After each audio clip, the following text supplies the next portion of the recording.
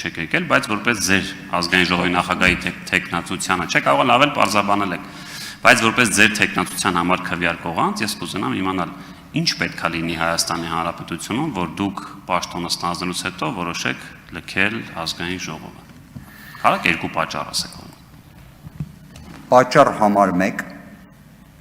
իմ թիմի որոշում։ Եթե ուժեղ Հայաստան խմբակցությունը որոշում կկայացնի, որ ես պետք է մանդատս վայր դնեմ, ես այն կդնեմ, առանց որևէ վարկյամ վարանելու։ Եվ գտնում եմ, որ ուժեղ Հայաստան խմբակցության բոլոր պատգամավորների մոտ պետք է լինի դա որպես առաջնահերթություն։ Դա նաև կարգապահությունից է բխում։ Երկրորդը, ըստ իրավունքի, եթե լինեն ազգային ժողովի արտահերթ ընտրություններ, այդ ժամանակ մանդատը ինքնստինքյան կսպառվի։ Իդեպ, լեգիտիմության տեսանկյունից խնդիրների մասով չի բացառվում, որ 9-րդ գումարման ազգային ժողովը նման իրավիճակում հայտնվի։ Իդեպ, մի հատ հետաքրքիր հանգամանք նշենք, թվաբանության տեսանկյունից կարծես 105 պատգամավորից է բաղկացած 9-րդ գումարման ազգային ժողովը, մեկ է 6-րդ գումարման ազգային ժողովներ 105-ից բաղկացած, բայց չեմ պնդում, հիշեք, ես թվերի հետ կապված նենց չի ամենալավ մասնագետն եմ,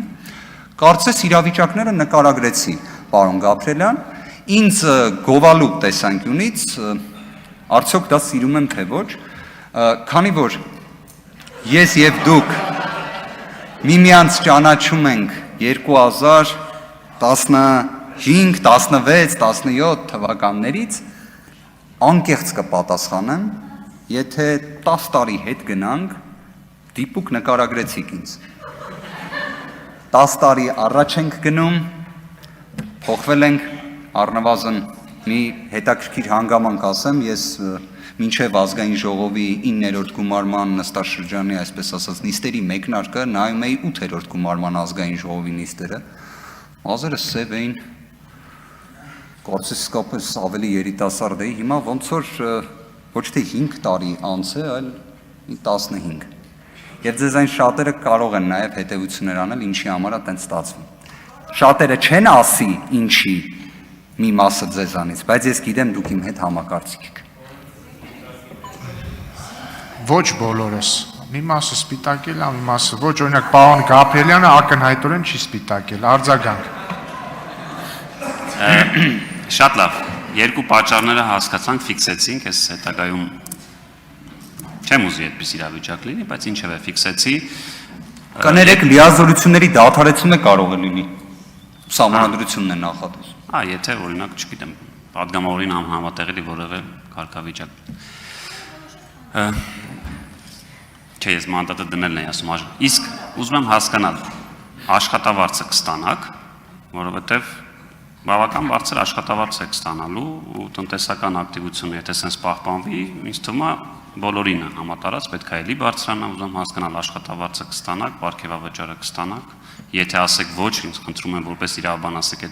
որտեղ հնչել են հայտարարություններ, ուզում եմ հասկանալ որ իրավական մեխանիզմով կարա օրենքով միայն այդ եկամուտը ունեցող մարդը հրաժարվի եւ ապրի եւ գործ չունենա, օրինակ կոռուպցիայի կանխարգելման հանձնաժողովի հետ շնորհակալ։ Շնորհակալ եմ, մեր խմբակցության ղեկավարը իր դիրքորոշումը հայտնել։ Խմբակցության տեսանկյունից էլ է դիրքորոշումը հայտնել։ Աշխատավարձի վարձատրության տեսանկյունից մենք ունենք բացառություն իդեմս պարոն Կարապետյանի։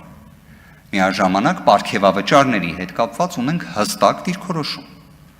Անձնապես, անհատապես որևէ պատգամավոր պարգևավճար, եթե նույնիսկ ձևական առումով ստանալու է, այն բացառապես ուղղվելու է բարեգործության, կոնկրետ մեր հայրենակիցների խնդիրների լուծման, որն էլ լինելու է բացառիկ թափանցիկության տեսանկյունից, այսինքն թափանցիկության մի հատ նոր շեմ ենք ուզում նախատեսել։ Ցույց տանք դա։ Ցույց տանք։